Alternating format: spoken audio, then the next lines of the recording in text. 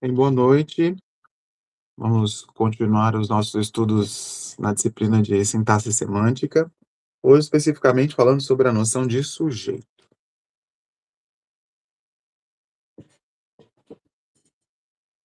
É o seguinte, pessoal, essa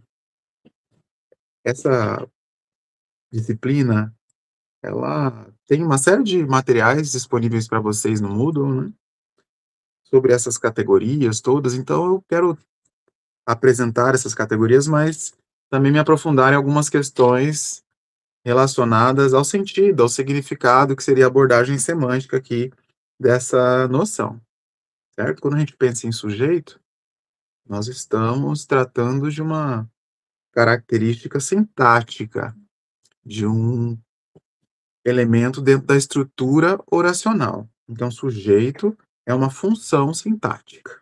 Assim como o predicado também é uma função sintática.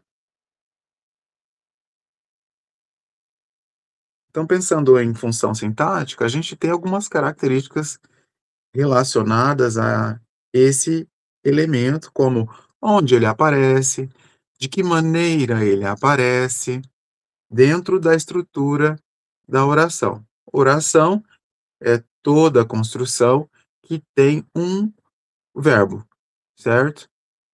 Então, estamos pensando em construções com verbo aqui, e o sujeito ele aparece dentro dessa estrutura hierarquicamente ali, na mesma, em uma posição muito parecida com o predicado. A gente tem o sujeito como elemento essencial da oração, assim como o predicado como elemento essencial da oração também. Então, hierarquicamente, eles estão nos dois níveis ali, dentro de uma análise sintática, ok? Então, esse sujeito, ele tem várias características, é sobre isso que eu gostaria de falar, trazendo um pouco do aspecto da gramática tradicional, mas indo um pouco além, até questionando os princípios estabelecidos pela gramática tradicional, pela NGB, ok? Então, nós estamos no contexto das orações, construções com oracionais com verbos, frases com verbos, né? E o sujeito ele aparece ali como uma função sintática indispensável dentro dessa perspectiva tradicional. Então, esse sujeito ele pode ser simples, composto, oculto, indeterminado e inexistente. Essas são as classificações tradicionais do sujeito. Então, vejam, elemento essencial, que pode ter essas características.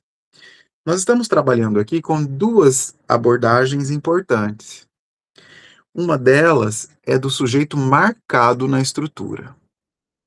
Quando ele aparece, ele tem uma estrutura simples, uma estrutura composta, uma estrutura em que ele está oculto. E nós vamos ter também uma outra relação aqui, que é do sujeito que não aparece na oração, que seria o sujeito indeterminado e o sujeito inexistente. Então, nós temos os sujeitos que aparecem de maneiras, claro, distintas, marcados na estrutura, simples, composto e oculto, e não marcados,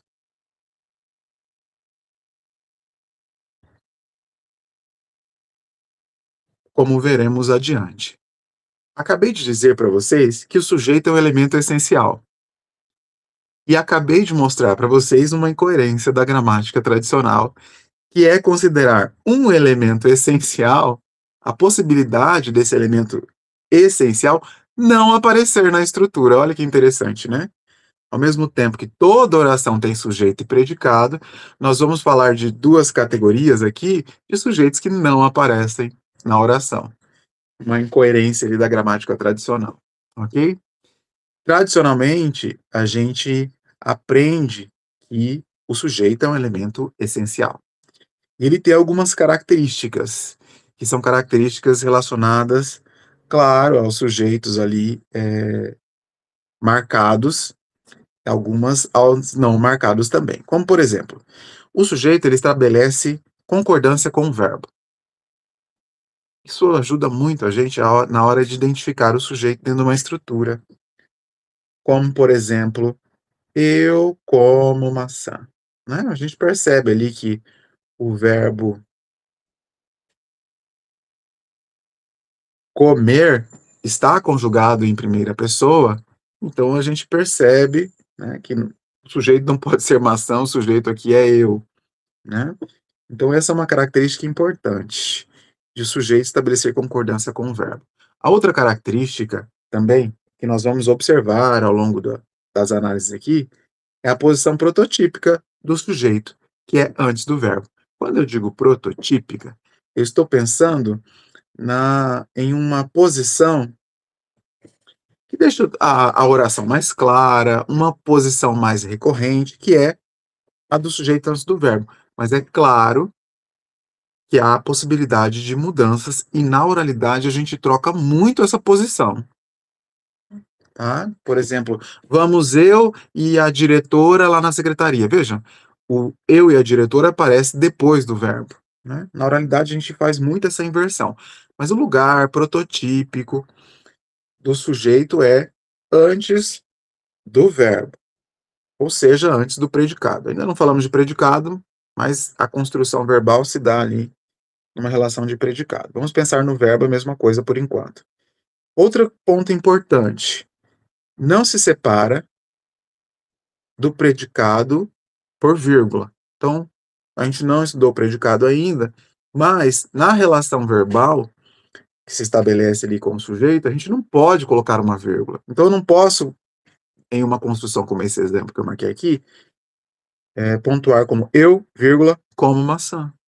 Porque eu estou separando o sujeito do predicado e nós não podemos separar sujeito e o predicado, que é essa construção verbal e todos os elementos que ela exige, com uma pausa, seja ela qual for, né? A vírgula, por exemplo. Muito recorrente que os alunos do ensino fundamental e médio coloquem essa pausa depois do sujeito, que é uma inadequação na perspectiva tradicional. E a outra questão é que o sujeito não é preposicionado.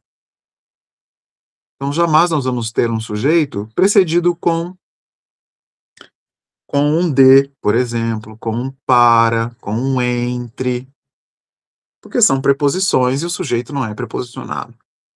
Isso também é bem importante para a gente tirar algumas dúvidas, às vezes, se aquele elemento é ou não é o sujeito. Se ele vier acompanhado de uma preposição, ele não é o sujeito, porque o sujeito nunca é preposicionado, ok? Essas são algumas características gerais do sujeito, algumas mais recorrentes, outras menos recorrentes, e que a gente tem que lembrar sempre quando faz análises ali relacionadas a ele, certo? Então vamos ver aqui algumas características desse sujeito. Eu disse para vocês que os sujeitos marcados, uma das facetas desse sujeito marcado é o sujeito simples. Quando a gente analisa o sujeito, percebendo a presença dele dentro da estrutura oracional, nós estamos, neste caso, analisando que há um único núcleo para o sujeito. Então, o sujeito simples, ele está relacionado a um núcleo apenas, núcleo esse que é sempre constituído de um substantivo. O núcleo de um sujeito é sempre um substantivo, ou termo substantivado. Se for sujeito, e se for o núcleo do sujeito, será um substantivo, porque já é um substantivo ou porque se transformou em um substantivo, ok? Quando nós tratamos de sujeito simples, estamos dizendo que este núcleo é composto por um substantivo apenas, um único substantivo. Então vejam os exemplos. A modelo maquiava-se, né? Geralmente a gente pergunta para o verbo quem para identificar o sujeito. Não é algo que funciona sempre, mas nos auxilia, certo? É melhor a gente pensar o seguinte: o que está sendo dito sobre aquele elemento que a gente vai identificar aqui como sujeito, né? O que está sendo afirmado ali e sobre quem se afirma algo. É mais produtivo do que perguntar quem, que não funciona sempre, vamos ver depois, tá? Então, o que está sendo afirmado aqui? E aí a gente vai observar a ação, né? Maquiava-se em frente ao espelho. Essa afirmação é sobre quem, neste caso? Sobre modelo. A modelo. Então vejam, aqui há um elemento apenas, um núcleo. Esse núcleo é um substantivo, certo? O artigo ali reforça essa análise. Então nós temos um único núcleo. Logo, sujeito simples. No exemplo 2, hoje ninguém respondeu às minhas mensagens. A mesma coisa, né? A gente descarta o hoje ali na análise porque ele é um elemento circunstancial. E veja, um advérbio. Advérbio, a não ser que se fosse transformado em um substantivo, seria o nosso sujeito. O sujeito aqui é ninguém, porque é o que está sendo afirmado ali, né? Sobre responder às minhas mensagens. Quem respondeu? Ninguém. Veja, nós estamos analisando a presença de um elemento dentro dessa estrutura, um único núcleo que funciona como substantivo, ok? Então, neste caso, ninguém funciona como substantivo, logo, um único núcleo, sujeito simples. Eu entendo que dizer que ninguém é o sujeito é estranho, porque o ninguém ele aponta para uma indeterminação, né? Mas lembrem-se que aqui nós estamos fazendo uma análise estrutural. Logo, nós estamos evidenciando se há a presença de um elemento substantivo funcionando dentro da oração como sujeito. Por mais que indique uma indeterminação, funciona como sujeito, né? Está sendo afirmado algo ali sobre esse ninguém, assim como estava sendo afirmado algo ali sobre aquela construção anterior que tinha como núcleo modelo, ok? Alugam-se casas é um outro exemplo, um pouco mais difícil de identificar, e aqui percebam que se eu perguntar quem para o verbo, eu não tenho uma resposta, né? Como eu teria para os exemplos anteriores. Quem maquiava-se? A modelo. Quem respondeu às minhas mensagens? Ninguém. Quem alugam-se casas? Eu não tenho essa resposta, né? Então lembrem-se que nem sempre funciona essa pergunta, né, embora os livros didáticos insistam nisso, para identificar o sujeito. Sobretudo em construções como essa, né? O que se afirma ali é que algo é alugado, né? O sujeito aqui é casas. E como que eu sei que sujeito aqui é casas, né? Eu posso transformar essa oração com se, por exemplo, em casas são alugadas, né? E eu tenho um sujeito bem marcado. Outra coisa importante aqui, observar que casas não está preposicionado. Como vimos antes, o sujeito, ele nunca é preposicionado. Então já é um indício de que casas pode funcionar aqui como sujeito. E a inversão me mostra essa possibilidade. Então, na análise que a gente faz aqui, nós observamos sempre que há um núcleo substantivo, que pode ser qualquer classe de palavras funcionando como substantivo, ok? Às vezes até uma oração inteira funcionando como substantivo. Depois vamos ver esses casos, tá? Esses elementos, eles estabelecem concordância com o verbo, já vimos isso antes, né? Então, a modelo, ela maquiava-se, né? Ninguém respondeu. Então, nós temos alugam casas. Então, há sempre essa concordância. E a posição prototípica é antes do predicado. Bem, no exemplo 1, no exemplo 2, no exemplo 4, no exemplo 5, todos eles estão antes. Os sujeitos estão antes do verbo, antes do predicado. Mas não é o caso ali de alugam-se. E poderia não ser o caso de nenhum deles aqui, e a análise continuaria sendo a mesma. Tá? Vejam, é muito recorrente na oralidade construções como, olha o número 4, vou inverter, né? Está comprometida a mesada do garoto. É uma construção possível em português, recorrentemente empregada na oralidade essa mudança de estrutura, né? Não compromete a informação, embora essas inversões nunca sejam feitas por acaso. Uma outra coisa que eu gostaria de dizer para vocês aqui, usando o exemplo 5. O sujeito, ele tem o sujeito simples tem sempre um núcleo, que é sempre um substantivo. Não quer dizer que ele venha construído só de um elemento. Veja, modelo tem dois elementos, né? O ninguém, um só, casas, um só. Em a mesada do garoto, eu tenho vários elementos. Número 4. Eu tenho o artigo, a, eu tenho mesada, que é o substantivo, eu tenho do, que é preposição, e eu tenho garoto, que é um outro substantivo. Por que que garoto não é o sujeito daquela oração? Porque está preposicionado, e a gente sabe que o sujeito nunca é preposicionado, é uma análise possível, né? E aqui, do garoto, funciona como uma característica de mesada, né? Está especificando ali mesada. Então, se funciona como adjetivo, não é o núcleo do sujeito, porque o núcleo do sujeito é um substantivo. Então, muita atenção nesse aspecto de existem sujeitos simples que são complexos, construídos com um, dois, três, vários elementos, mas o núcleo será sempre um, porque estamos falando de sujeito simples, e um substantivo ou termo substantivado. Outra coisa que eu quero chamar a atenção de vocês, estar no plural não indica sujeito composto. O núcleo do sujeito, ele pode ser simples e estar no plural.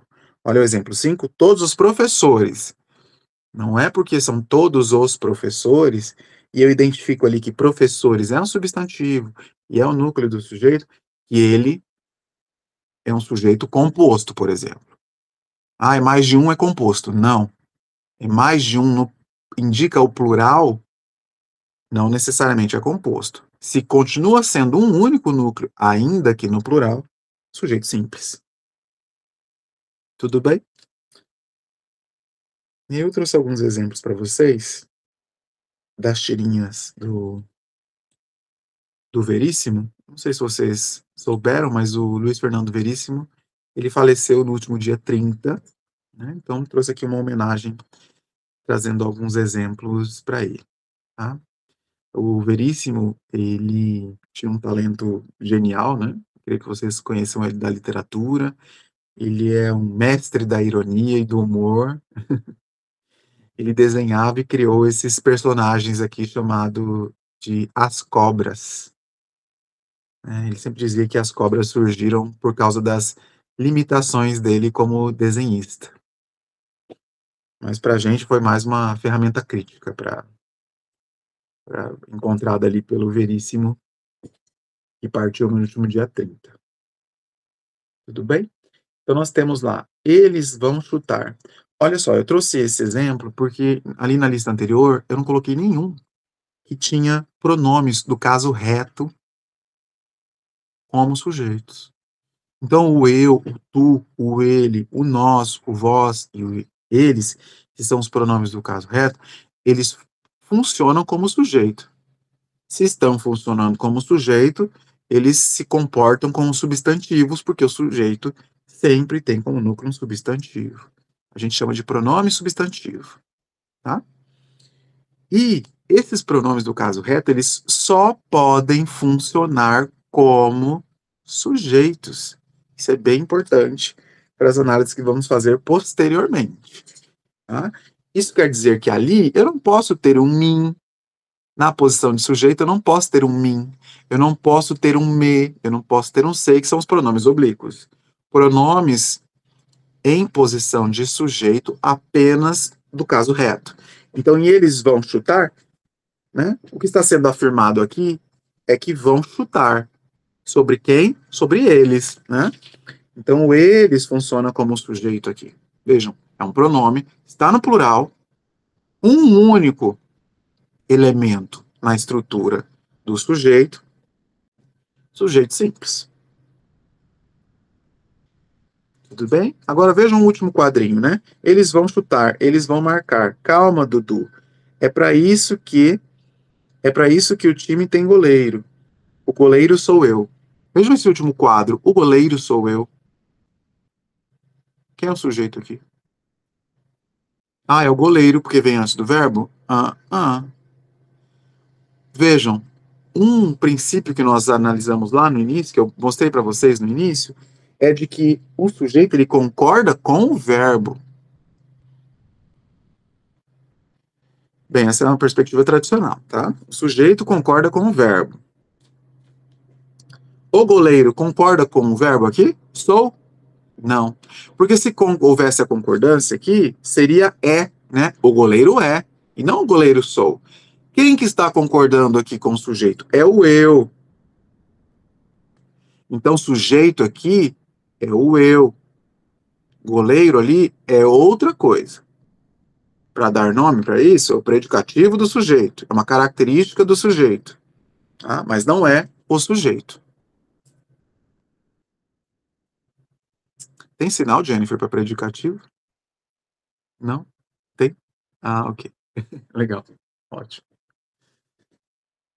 Então, pessoal, essa é a análise, né, que a gente tem que fazer aqui. Lembrando também, ainda nesse último quadro, que percebam, o sujeito está depois do verbo, ou seja, está depois do predicado. Então, cuidado com essas generalizações, né, de que o sujeito vem antes do verbo, nem sempre, né, porque isso pode nos levar a algumas análises equivocadas.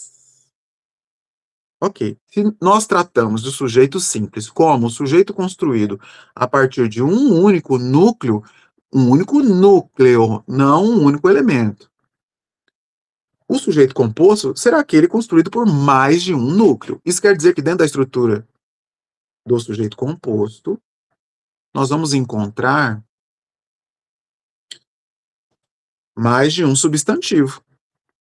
Porque o núcleo de sujeito não é um substantivo? Sujeito simples, um só. Sujeito composto, dois ou mais.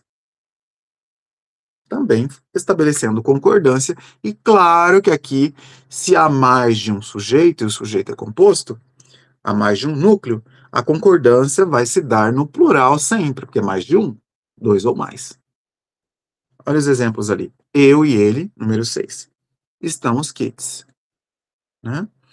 Está sendo afirmado ali que estamos, olha lá, está no plural. Então, sujeito, claro, tem que ser mais de um.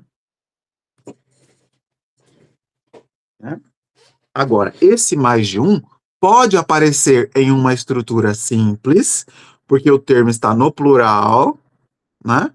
Ou pode aparecer numa estrutura composta, porque há mais de um núcleo. O que eu quero dizer é que nós estamos quites é sujeito simples, um núcleo só, nós. Eu e ele estamos quites, sujeito composto porque tem dois núcleos, eu e ele. Então, bastante atenção nisso. O verbo está, quando o verbo está no plural, ele pode manter relação ali com uma estrutura de sujeito simples, um único elemento, no plural, claro, né, pessoal? Porque precisa concordar, ou mais de um. E aí, obviamente, que você estará no plural, porque é mais de um elemento. Então, muita atenção com isso, que leva muitas pessoas ao equívoco na análise do sujeito. Olha lá, Rússia e Ucrânia estão em guerra. Veja, eu tenho Rússia e tenho Ucrânia. Então, percebo que quando há estruturas compostas no sujeito, haverá elementos aditivos como e, né? Eu e ele, são dois. Rússia e Ucrânia, são dois. E quando há mais ainda, haverá uma organização ali desses elementos separados por vírgulas às vezes. Olha o número 9. Eu, Paulo e. Bem, são três, né? Então, eu, vírgula, Paulo e Marcela. Discutimos. Eu, Paulo e Marcela, três núcleos. Porque são três substantivos, né? Um pronome substantivo, um nome substantivo e outro nome substantivo, funcionando como sujeito. Porque é sobre eles que se afirma algo. O que é afirmado aqui é que discutimos sobre a formatura. Está sendo afirmado sobre quem? Sobre eu, sobre Paulo e sobre Marcela.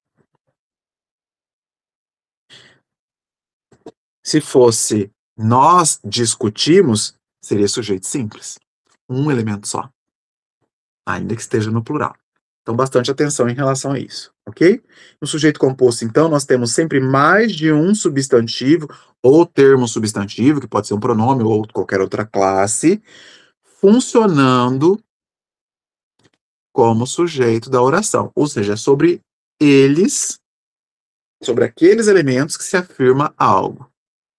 E esses elementos são sempre representados ali por mais de um núcleo, dois ou mais para ser composto.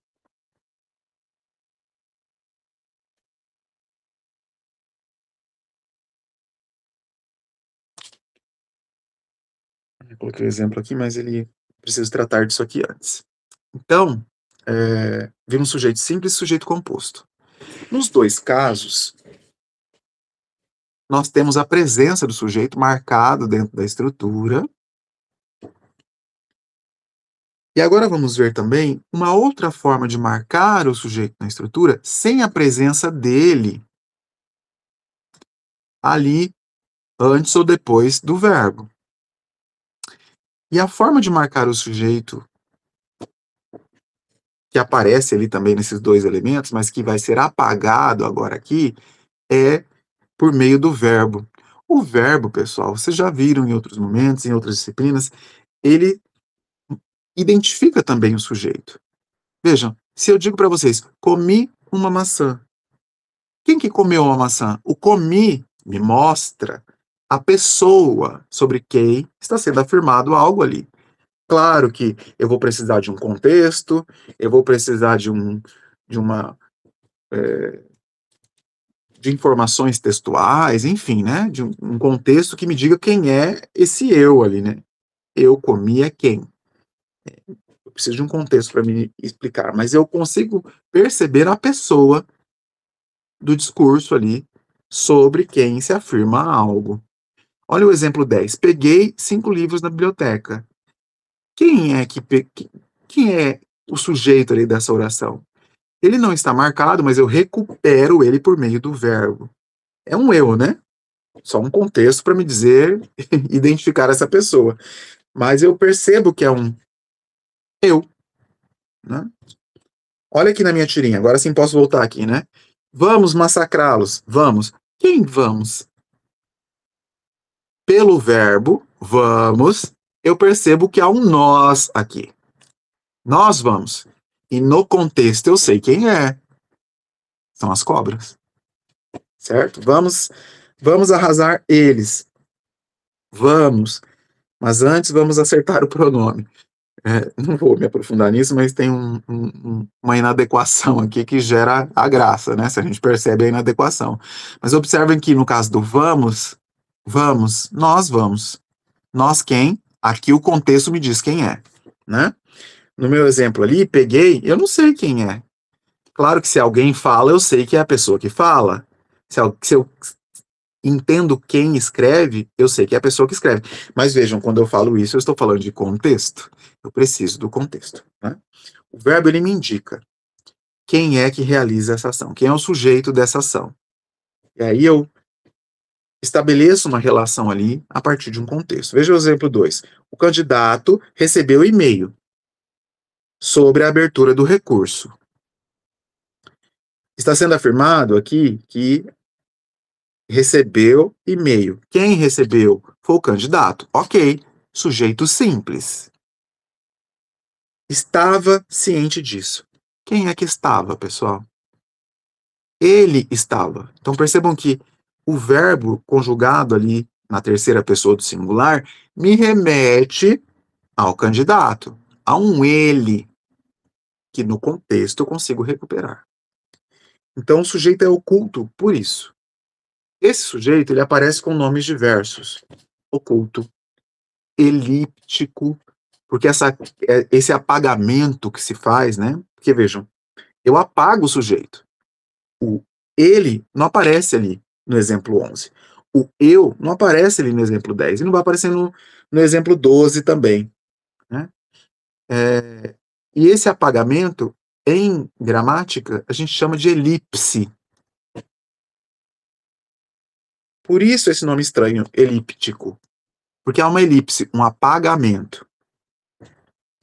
Desinencial, por quê? Porque a gente percebe esse sujeito pela desinência do verbo. Veja, se o verbo está na terceira pessoa, né?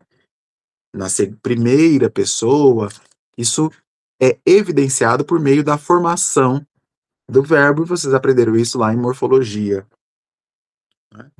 Então, eu peguei, é a construção da primeira pessoa, né? Considerando ali outros elementos mórficos. Então, é desinencial, porque a desinência me traz essa informação. É elíptico e oculto, porque ele não aparece. Então, guardem esses nomes, porque é muito recorrente em contextos, né, de concurso, de vestibular, de sala de aula, os alunos se confundirem com esses termos aqui. Nem sempre a gramática aborda todos eles, né? Então a gente sempre tem que trazer para que os alunos conheçam esses termos. Então, o sujeito oculto é esse sujeito que a gente recupera pela desinência do verbo. Vai ter sujeito oculto composto? Não, né, pessoal? Vai ter sujeito oculto simples? Não, porque a gente está falando de um sujeito aqui que não aparece marcado na estrutura da oração. Ou seja, não tem um núcleo. Se tiver núcleo, não é oculto, não é desinencial, não é elíptico. Se tiver núcleo, ou é simples ou é composto. Um núcleo simples mais de um núcleo composto. Então não dá para misturar as coisas. O oculto é aquele sujeito apenas recuperado a partir da conjugação do verbo. E aí a gente vai sempre apelar para a relação com os pronomes, né? É um eu, é um tu, é um ele, é um nós, é um eles.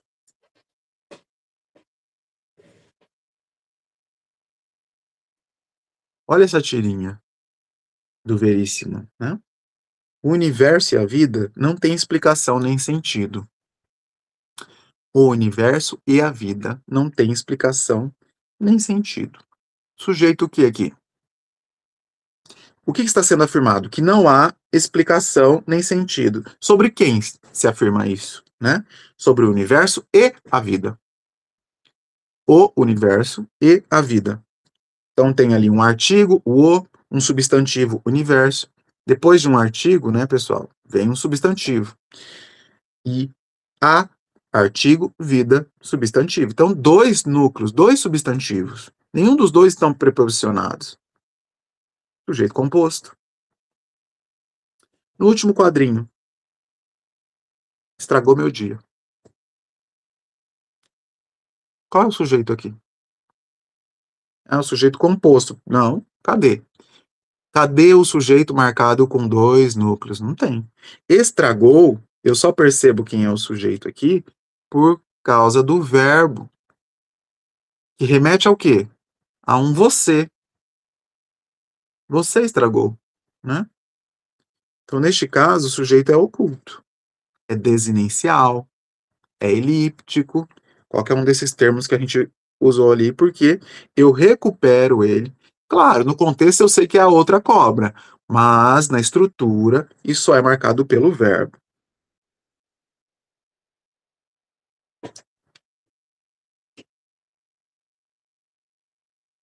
As estrelas não ligam para nós. Estou lendo ali a primeira tirinha. As estrelas não ligam para nós. O que se afirma aqui, né? Que não ligam para nós.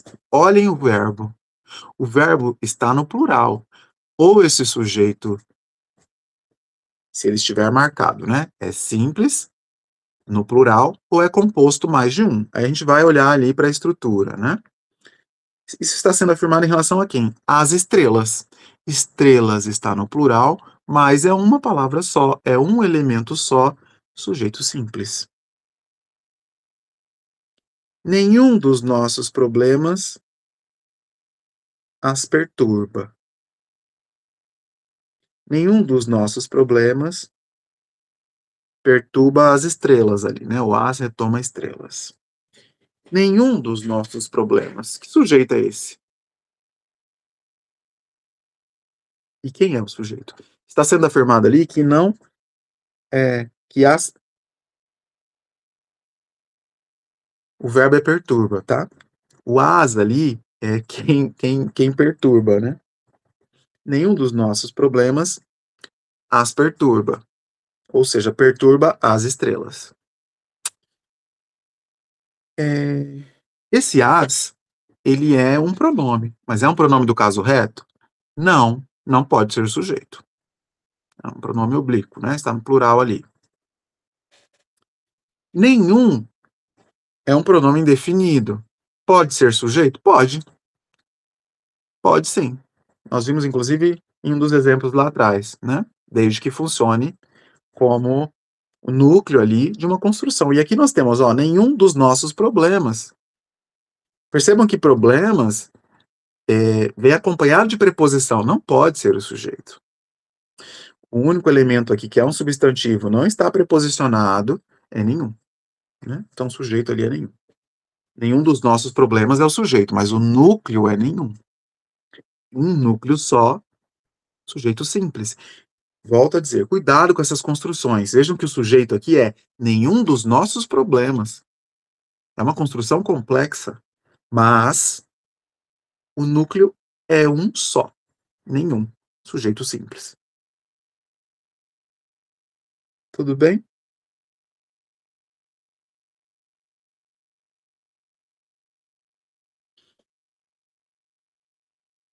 Olha o da próxima tirinha, né? O início ali. Meu método de trabalho se baseia no binômio dedicação, garra e obediência sem discussão. Vamos pegar essa oração aqui, né? Se baseia. O que se baseia nesse binômio? Meu método de trabalho. Meu método de trabalho é sobre quem se afirma isso aqui. Então, de novo, uma construção complexa, porém, o sujeito aqui é composto, é o meu método de trabalho. Olhem ali, eu sempre chamo atenção para as preposições. Ó, preposição de, então trabalho não pode ser sujeito, o núcleo do sujeito aqui, né? Meu é um pronome, não vai ser o sujeito aqui, né? Um pronome demonstrativo. Só os pronomes do caso reto funcionam como núcleo do sujeito. Eu, tu, ele, nós, vós, eles, né? Sobra o quê? Método. Método é o núcleo do sujeito simples aqui. O sujeito é meu método de trabalho, o núcleo, meu método. Às vezes a gente tem, por exemplo, olha lá no último quadrinho, né? Eu disse sem discussão. O pronome do caso reto funcionando eu. Quem disse, né? Eu. A concordância do verbo me leva a essa análise, né? A essa conclusão de que se trata de um pronome substantivo, ou seja, o núcleo do sujeito. Tudo bem até aqui? Bem, então vamos avançar. Aí nós temos aquelas incoerências que eu disse para vocês, né? O sujeito indeterminado na oração. O sujeito indeterminado, ele não tem núcleo. Claro que ele não tem núcleo, porque ele não vai aparecer ali na estrutura, tá? Ele não é possível identificá-lo dentro, mesmo pela estrutura do verbo, com uma ressalva aqui que eu já falo para vocês, tá? O verbo ele aparece na terceira pessoa do plural ou na terceira pessoa do singular com o se. E aí a gente vai ter que ter bastante atenção, porque nós estamos falando de um sujeito que não aparece na estrutura. O sujeito que não aparece na estrutura e não é possível recuperar, ele só vai, pela perspectiva tradicional, ser construído dessas duas maneiras, ou na terceira pessoa do plural, ou na terceira pessoa do singular com o pronome se. Eu falo para os alunos que esse é o sujeito da fofoca. É quando a gente diz algo do tipo, ó, falaram mal de você. Eu não tenho como recuperar quem é essa pessoa, porque o contexto me mostra que quem diz isso não quer que eu identifique claramente quem fez. Então eu não consigo recuperar esse sujeito, sujeito indeterminado. Isso só aparece em terceira pessoa do plural ou terceira pessoa do singular com C. Olha lá os exemplos. Tocaram a campainha da minha casa. Mesmo com o contexto, eu não consigo recuperar quem são. Porque se eu conseguir recuperar quem são esse eles, né, que me remete o tocaram, porque claro que aqui há um eles, né, pessoal, mas essa indeterminação se dá por razões contextuais, eu não conseguir identificar quem são. Então, quando o falante ele quer não identificar o sujeito, ele usa este recurso. Ou terceira pessoa do plural, ou terceira pessoa do singular com pronome se. Ok? Então, ó, trocaram a campainha da minha casa e saíram correndo. Não sei quem foi. Denunciaram o prefeito. Não sei quem foi. Tá? Ou não quero dizer quem foi. Não quero me comprometer dizendo quem foi. Não quero acusar ninguém, né? Ou precisa-se de vendedores.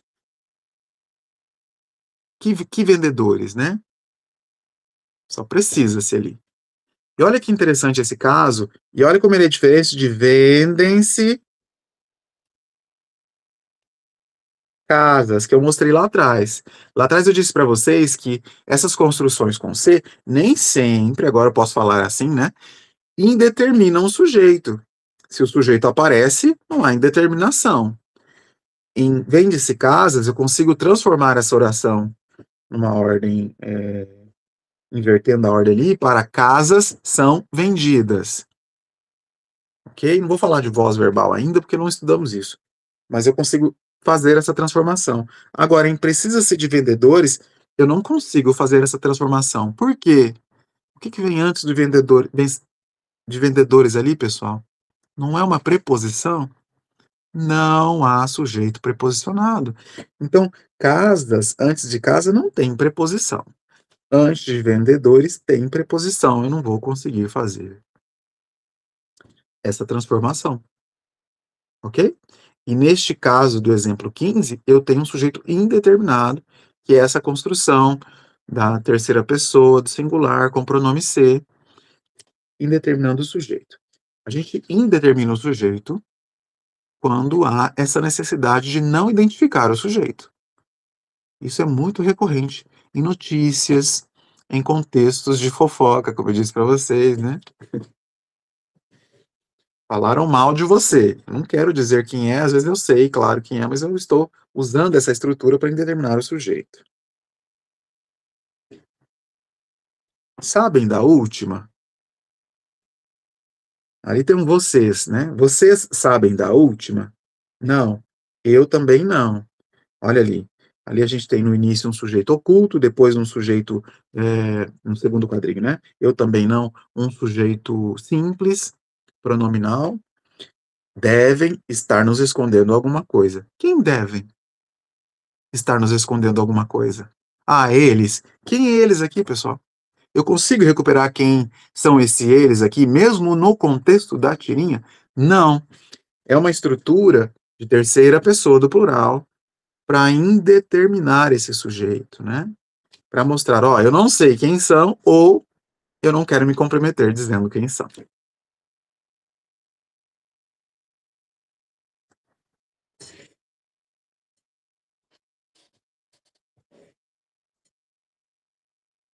E eu queria falar de um outro tipo aqui, rapidinho, antes de mostrar os exemplos, que é o sujeito inexistente. E terminamos por aqui, tá?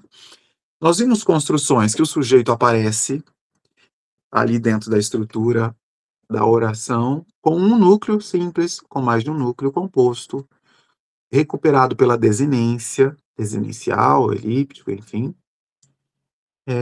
ou sujeitos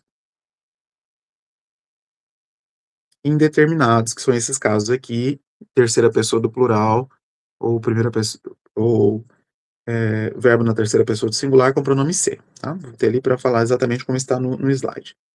E aí a gente vai ter alguns casos em que não há possibilidade de identificar o sujeito de maneira alguma. E não são esses casos de indeterminação que a gente acabou de ver, porque a própria indeterminação é feita em terceira pessoa, né? Agora olha essas construções. Choveu. Quem choveu, né? Sobre quem se afirma algo? Sobre a própria chuva, né? Então, para evitar redundância, verbos que denotam circunstâncias da natureza, eles têm uma relação com ele mesmo, né? A chuva choveu. Olha que esquisito, né? O vento ventou. Então, para evitar esse tipo de inadequação ou de soar mal, né? Verbos que denotam circunstâncias da natureza, eles não têm sujeitos, tá? Desde que, claro, evidenciem circunstâncias da natureza realmente, tá? Então, choveu não tem sujeito, é uma oração que não tem sujeito. É uma oração com sujeito inexistente ou uma oração sem sujeito. Essas duas nomenclaturas ali. Isso mostra que esse tipo de verbo ele não tem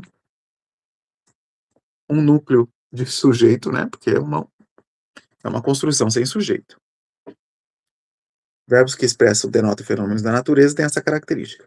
Outros verbos que denotam isso também. O verbo existir, o verbo haver, né? No sentido de existir. Olha lá, há 2 candidatos interessados na vaga. Quem é que há aqui? Não tem resposta, né? Eu não consigo saber sobre quem se afirma isso. Então, verbos que denotam o verbo haver no sentido de existir também é indeterminado.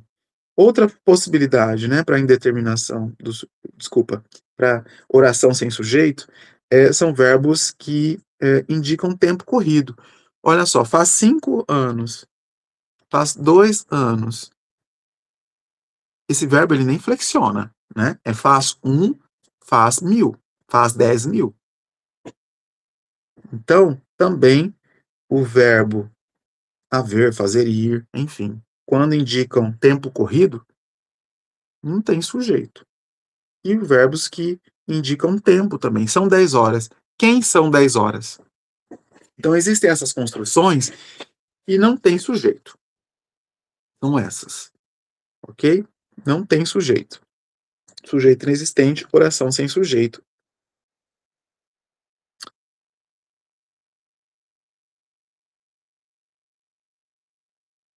Olha essa segunda tirinha, né? Pesquisa. Hoje existe menos corrupção, mais corrupção, né? As opções ali. Existe menos corrupção. Quem é o sujeito do verbo existe? Não tem, né? Não existe, esse tipo de verbo ele não apresenta sujeito. Não há a possibilidade de marcar sujeito para verbo, o verbo haver no sentido de existir, o próprio verbo existir aqui, né? Deixa eu ver o que mais que temos aqui. Aqui na primeira tirinha, quase ninguém mais se entende. Ninguém mais se entende, né? Só para mostrar para vocês novamente um exemplo de ninguém funcionando como sujeito simples. E eu trouxe isso aqui para problematizar uma questão. O ninguém, né? Alguém, enfim, esses pronomes, esses usos que denotam não denotam um sujeito específico, né? Mas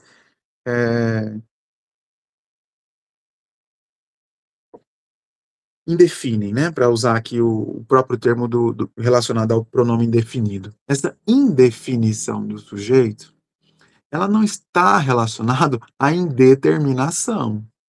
Mostrei para vocês, né? Sujeito indeterminado são só aqueles casos considerados pela gramática lá. Terceira pessoa do plural, ou a primeira pessoa acompanhada do pronome ser.